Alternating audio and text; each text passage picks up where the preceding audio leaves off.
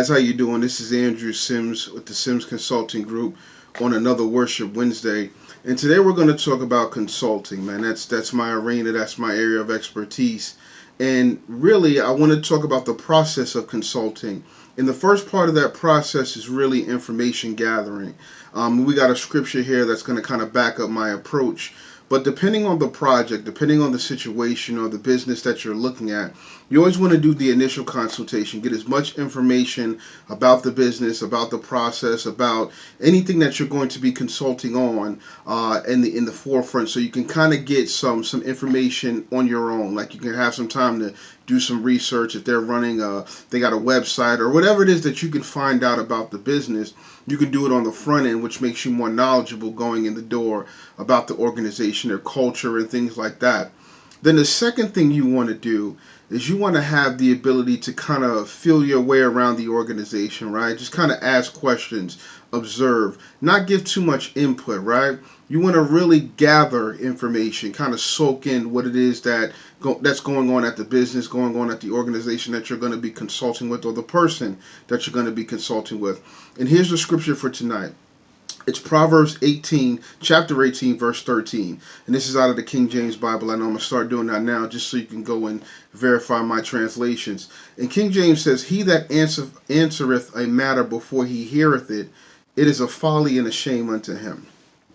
And a lot of times what we want to do is we want to have cookie cutter approaches to the consulting process. I personally, while there are principles that are going to apply to many situations, I don't take a cookie cutter approach to anything, because each business is like a person. It's unique.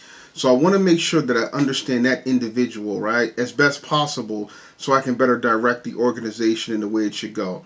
Now, if it's a simple system issue or things like that, well, I want to understand the nature of what is the system supposed to be doing at the company. Why is the system in place? What other system does it integrate with? How are the people using the system? Do they understand the system? So there are different things that we want to make sure that we understand going in on the front end before we try to do some consulting and kind of give some solutions and things like that. I know this is pretty basic, but a lot of times I see, especially on the internet, with people trying to solve problems virtually.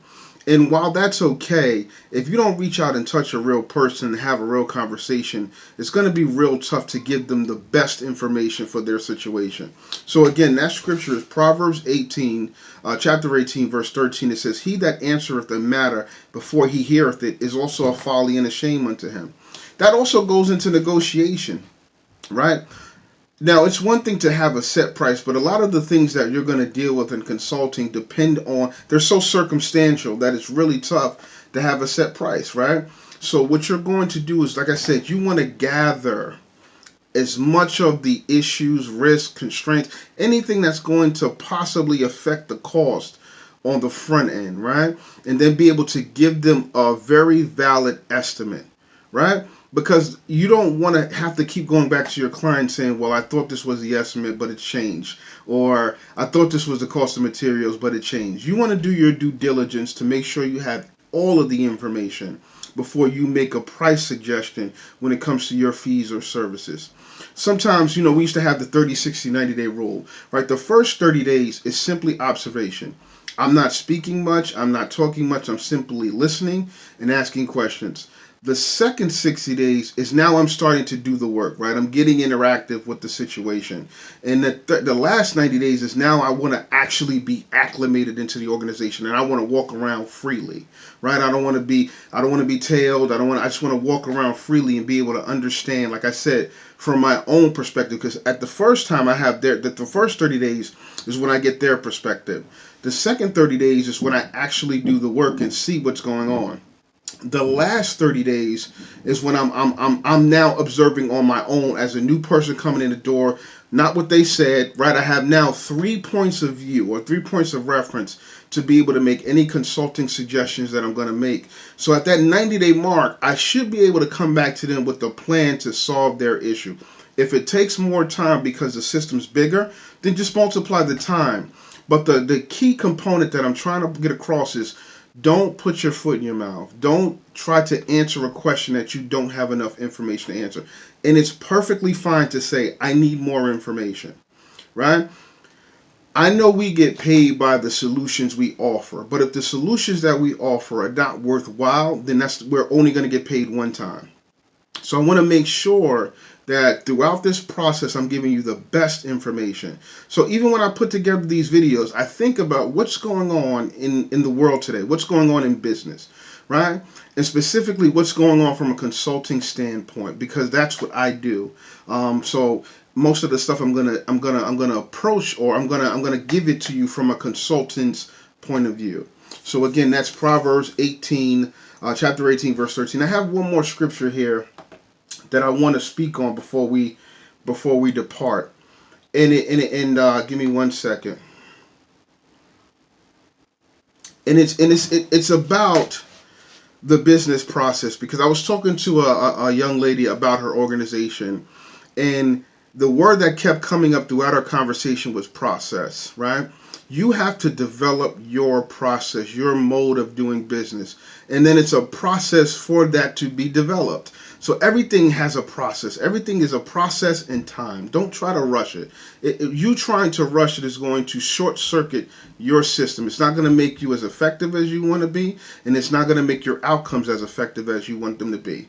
So take the time and go through the process of developing yourself, developing your strategy, developing your questionnaire, whatever it is that you're going to do. Take the time and go through the process to develop it. But understand this, while it's tough, while you're in the development stage, it's okay. Romans chapter 8 Romans chapter 8 verse 18 tells us why. And it says, I consider that our present sufferings are not worth comparing with the glory that will be revealed in us. And that's the NIV version. Again, that's Romans chapter 8 verse 18. It says, I consider that our present sufferings are not worth comparing with the glory that will be revealed in us. Anything you go through, right, that's giving you deeper roots, that's making you a better business person, that's making you a more skilled business person, is not to be compared with what's going to transpire after you go through that suffering, right? So although your process may be longer than other business owners, although it may be harder for you, although you may have other obstacles, understand something, it's all worth it. And once you achieve what it is that you're trying to achieve, right, you're going to set new goals and things like that. But trust me, the glory, the feeling, the satisfaction of achieving it is going to wipe away all those things. Not the lessons, but it's definitely going to go a long way to wiping away the pain. So once again, man, this is Andrew Sims with the Sims Consulting Group, bringing you this one specifically, a consulting tip on this Worship Wednesday. Go through the process, get the information you need to give a true, valid, certified, data-driven, quality answer, right? Don't rush that. And then understand that the process you're going to go through is small potatoes compared to the glory that you're going to see on the other side, man. You guys be blessed. Keep fighting. I got much love for you, man. I'm in the fight with you. 2020 is going to be our best year yet, man. You guys be blessed, man. Peace.